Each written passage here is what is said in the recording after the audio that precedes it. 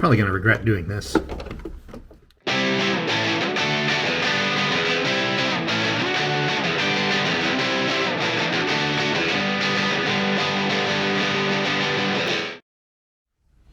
Now that I have the engine in place, I can start tying it down and connecting it. And if I have it properly secured, I can actually get the hoist out of the way. So that'll be one of the first things I do.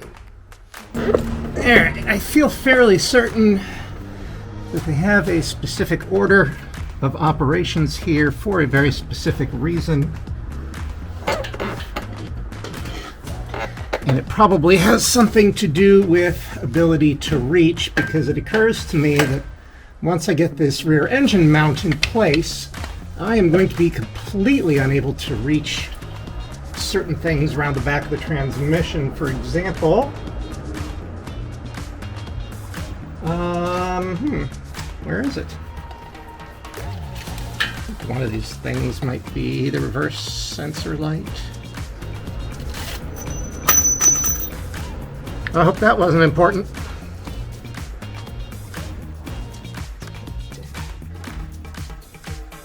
Which angle are you at today, Mr. Sensor?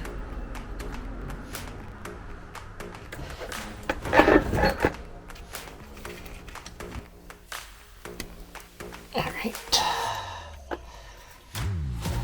Of course, some of the expected, some of these complications are mildly expected, like having to fish now cables that were pushed out of the way into the proper location, especially if you did something dumb like route your new clutch cable, clutch line, I guess, not a cable, over top of them instead of behind them.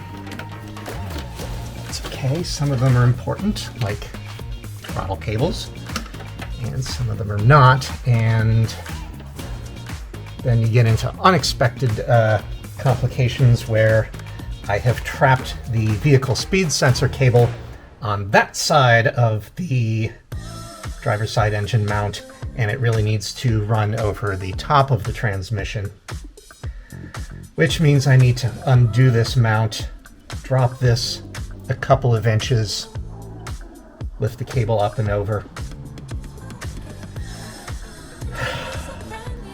Or alternately, since it's connected, the reason it's looped around is it's connected to the reverse position sensor. Maybe I can just unplug the reverse position sensor, fish the wires around, and go the other direction. So let's get that off.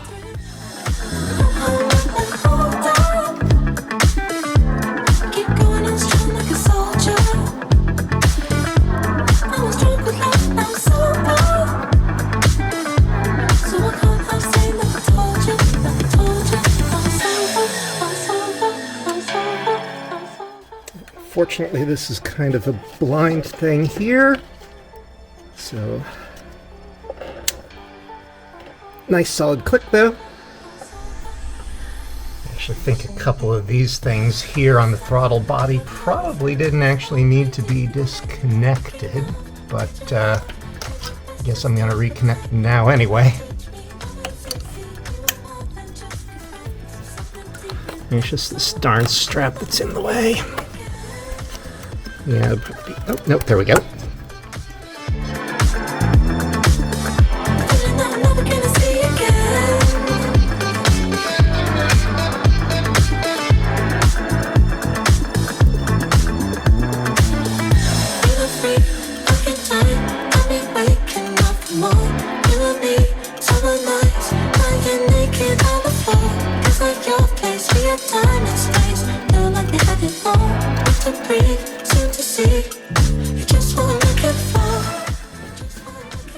This stuff is cheap. I don't know why people don't bother buying it.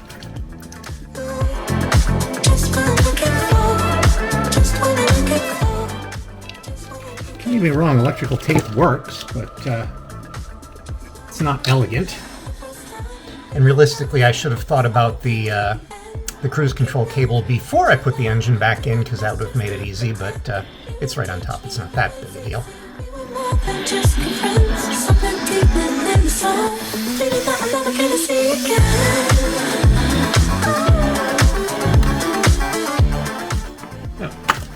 other direction. Okay, well, that's simple enough.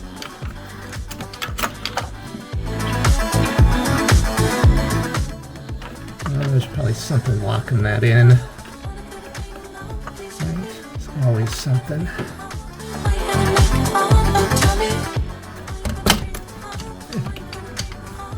That'll work.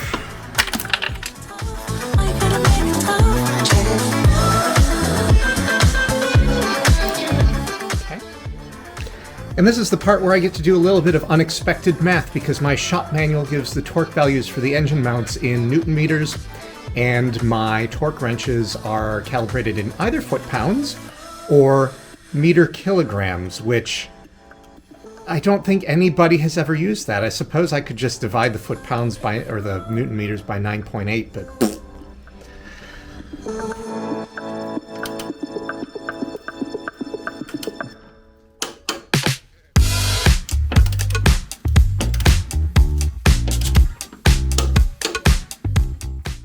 It's a nice little rust-free spot on the bolt to tell me where it went.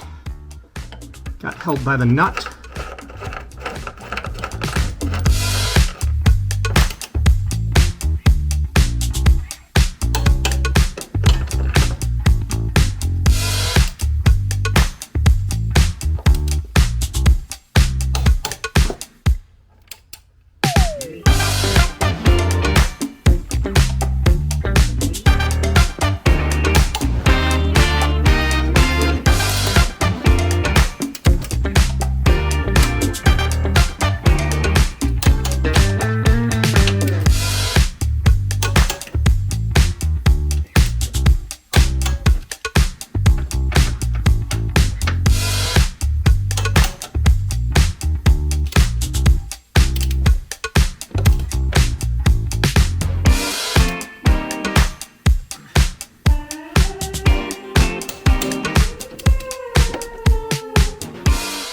Well, unlike a regular nut or bolt, that cap there was a little bit shallow, like many people I know, so the socket didn't want to stay in there.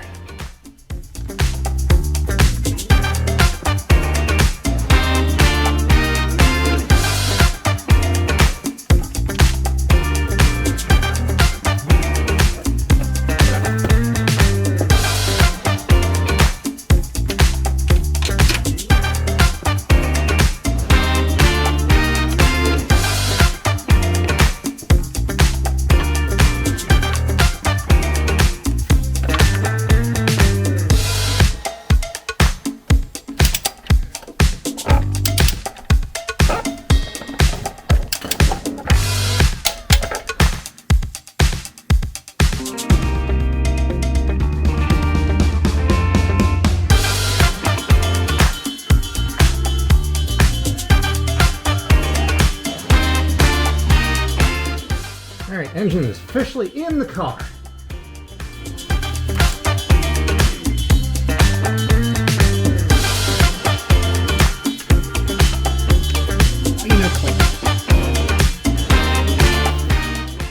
Not included is the 20 minutes of me discovering that I'd completely fished the accelerator cable in the wrong direction and had to refish it around everywhere that it's actually supposed to go instead of where I'd left it.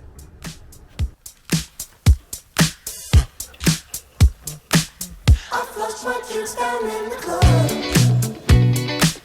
I always keep that shit on top. My piece looks like a disco ball. I guess like I don't give a fuck. Very unexpectedly, I did manage to keep the, I think this is the cover. I always keep that shit on top. My piece looks like a disco ball. I guess like I don't give a fuck. If it's me that you need, you miss me, though I don't pick up your call. It's been falling, I've been stalling for weeks. The stars are clear. This kind of has to live this direction. How did I?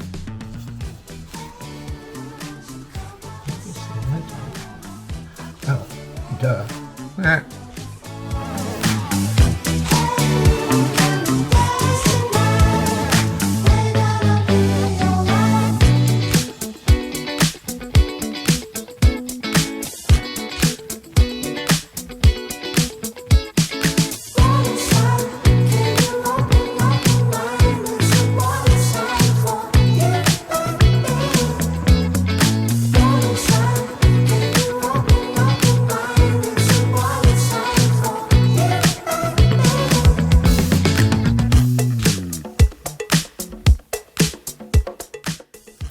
And for today's fun trick, we're going to replace the DSI clip, which activates the intake manifold runner to be open or closed at various different RPMs, apparently very important for smooth running, smooth idling.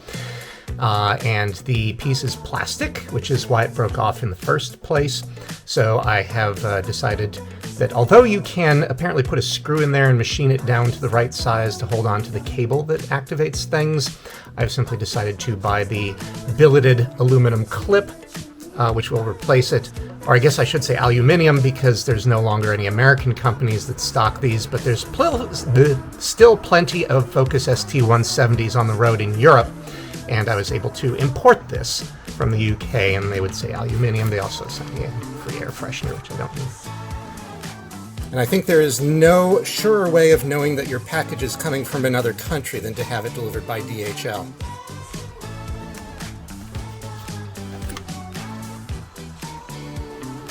This clip is allegedly one-time use, but the new part did not come with one, so, woo, saved it.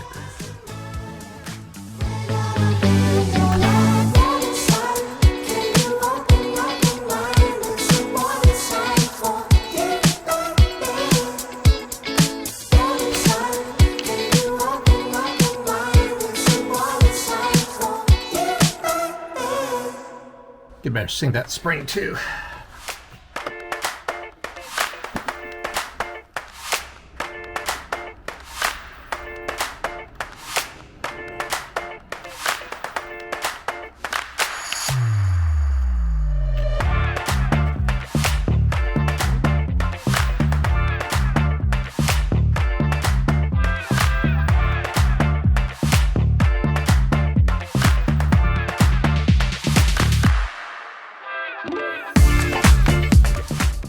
Talk about luck.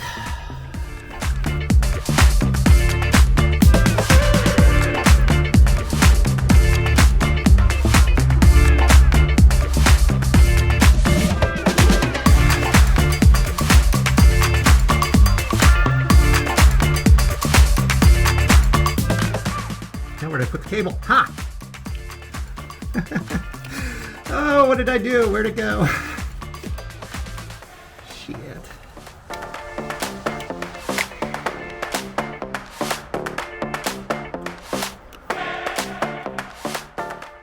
Saw it. Oh, there it is. Is that it? Yeah, that's it. Okay, so let's route that in between here, because I think that's where it's supposed to go, because...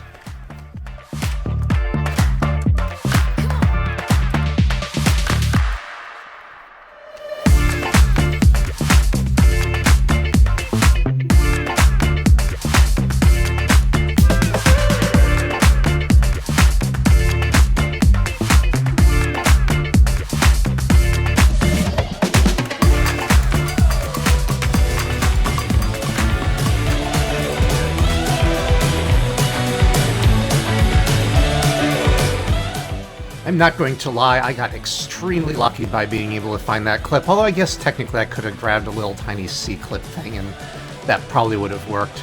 But it was much easier not to have to do that since I didn't just have any on hand, so we'll take our victories where we can get them. In the meantime, I've got metal to burn and sparks to fly. See you around the bend.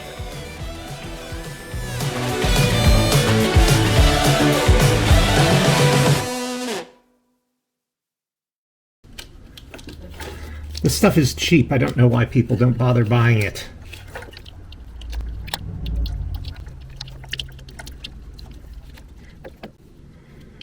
Possibly because they do idiotic things like mismeasure.